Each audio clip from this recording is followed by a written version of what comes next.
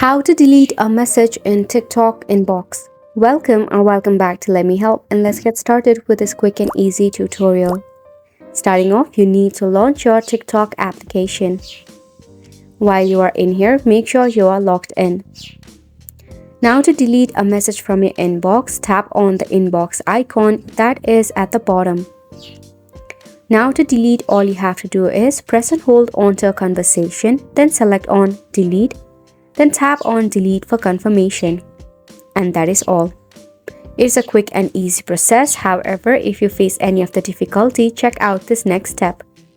Firstly, you need to tap open your Play Store or App Store, so go ahead and do that. Check for an update in your TikTok, and if there is any, just leave it for an update or uninstall your application and reinstall it later.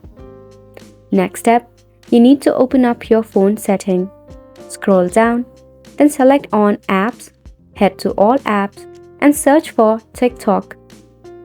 This is an alternative way to force stop your app and clear up the cache. Now while you are in your phone setting, you can head back and navigate to your system update. Tap on System Update option. If there is any available update for your device, just ensure that your device is up to date. And that is all for the video as well. Thank you so much for tuning in.